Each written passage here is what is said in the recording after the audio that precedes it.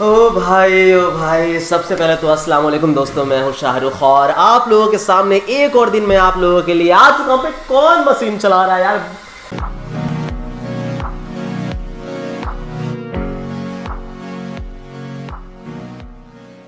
और एक और दिन मैं आप लोगों के सामने हाजिर हूँ अपनी एक और ऑनेस्ट ओपिनियन लेकर के एक और स्मार्टफोन के बारे में। तो हर रोज़ कोई ना कोई नया नया स्मार्टफोन आता ही है हमारे देश में, तो हर रोज़ मुझे कोई ना कोई ओपिनियन वाली वीडियो बनानी ही पड़ती है। मेरे पास डिवाइसेस आते नहीं हैं, रिव्यू यूनिट्स आते नहीं हैं, बस मैं थंबनेल में हाथ ऐसे चिपका देता हूँ ताकि आप लोग आए देखने और मेरा ओपिनियन जान करके शायद आप किसी गलत फ़ोन को देखने से बाई करने से बच जाएँ। तो इस वजह से मैं यहाँ आया हूँ। तो सबसे पहले चीज़ गाइज, मैं किस स्मार्टफोन की आज बात कर रहा हूं तो guys Oppo Reno 4 Pro launch हो चुका है और लॉन्च हुआ है लगभग 35,000 रुपए में। और यूट्यूबर्स इसकी काफ़ी ज़्यादा तारीफ़ें कर रहे हैं, इसकी काफ़ी ज़्यादा गिव अवे कर रहे हैं, लोगों को लालच दे रहे हैं।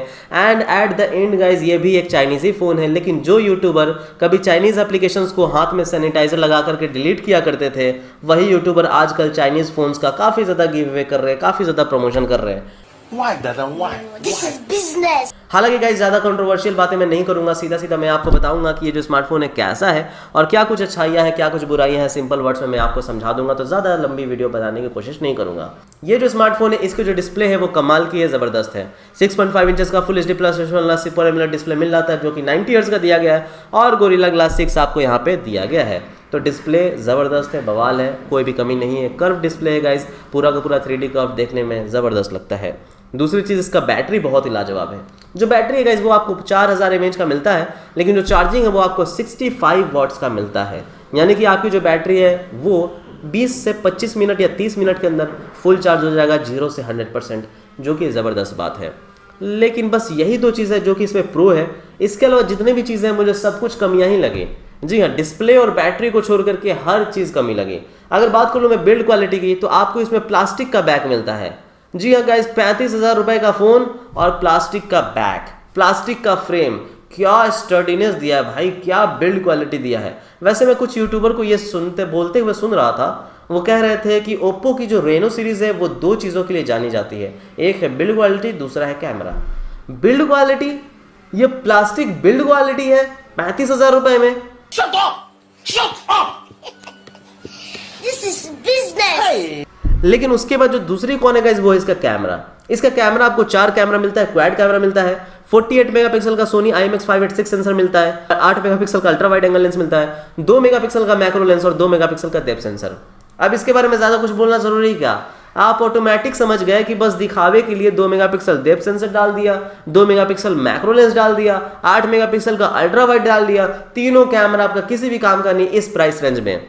ये जो 3 कैमराज है वो 20,000 के नीचे अच्छा लगता है, 20,000 के ऊपर बिल्कुल भी एक्सेप्टेड नहीं है अगर इतने कम रेजोल्यूशन के साथ दो। अगर मैक्रो देना था तो कम से कम 5 मेगापिक्सल देना था, वाइड एंगल लेंस देना था तो कम से कम 13 मेगापिक्सल देना था, बट नहीं, कुछ भी डाल दिया भाई। लोग तो बेवकूफ़ है ही, 4 कैमरा दिखेगा ही, खरीदेंगे ही। उसके बाद अगर हम लोग बात कर ले यहाँ पे मेन कैमरा की, तो वो भी 48 मेगापिक्सल का सोनी का सेंसर दिया है, मैं मानता हूँ, बट कुछ खास नहीं है। आपको किसी भी तरह का ऑप्टिकल इमेज स्टेबलाइजेशन नहीं मिलता है, सिंपल आपको वही कैमरा पकड़ दिया जो 10,000 के Redmi Note 7 में मिलता है। फ्रंट कैमरा में आपको 32 मेगापिक्सल मिल जाता है, बहुत अच्छी बात है। सब में आपको सिर्फ और सिर्फ EIS मिलता है, यानी कि इलेक्ट्रॉनिक इमेज स्टेबलाइजेशन, किसी भी तरह का हार्डवेयर स्टेबलाइजेशन नहीं मिलता है। लेकिन हाँ, सॉफ्टवेयर के थ्रू काफ़ी ज़्यादा कैमरा में फीचर्स दिए हैं, कलर मोड, तो नाइट फोकस मोड, तो night flash mode, moon mode, star mode, universe mode, galaxy mode, milky way mode और पता नहीं कौन कौन सा मोड है। आई डोंट नो यार कितना ज़्यादा ये अच्छा है कितना ज़्यादा नहीं है। अगर तीसरे कौन की बात कर ले तो गाइस इसका प्रोसेसर क्या मिलता है भाई प्रोसेसर में हमें, तो भैया दे देते स्नैपड्रैगन 720G।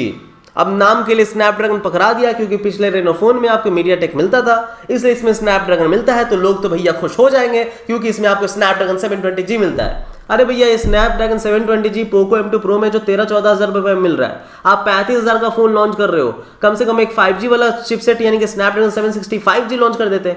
चलो मुझे 5G नहीं चाहिए, स्नैपड्रैगन 765G नहीं रखते, स्नैपड्रैगन 845 कर देते पुराना वाला जो पोको F1 में 15,000 में है। तो ये है गाइज। उसके बाद आपको स्टोरेज मिलता है 8GB रैम और उसमें 128GB स्टोरेज और 256GB स्टोरेज, और जो स्टोरेज मिलता है वो भी UFS 2.1 है। 35,000 में UFS 2.1। एंड फाइनली गाइस इसका सॉफ्टवेयर और प्राइसिंग। सॉफ्टवेयर तो भाई घटिया है ही ओप्पो का, मुझे तो पसंद ही नहीं है। एंड्रॉइड 10 दी है, चलो कोई बात नहीं, मे भी अपडेट भी देते होंगे, चलो कोई बात नहीं। बट ओप्पो का जो सॉफ्टवेयर है वो वन ऑफ द वर्स्ट लगता है मुझे, वन ऑफ द मोस्ट बेकार सॉफ्टवेयर लगता है जो कि ओप्पो की तरफ से आया है।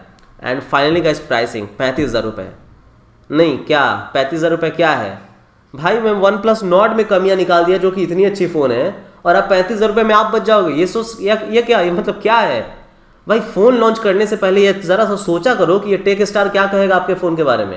एटलीस्ट कंसीडर तो किया करो यार। फ़ोन लॉन्च कर देते हो और सोच लेते हो कि यार मैं कुछ बोलूँगा ही नहीं। कैसे नहीं बोलूँगा यार, इतना चिल्ला चिल्ला के चीख के मैं समझाता हूँ फ़ोन कंपनीज़ को, यार फ़ोन को इम्प्रूव करो, हार्डवेयर को इम्प्रूव करो, CPU को इम्प्रूव करो।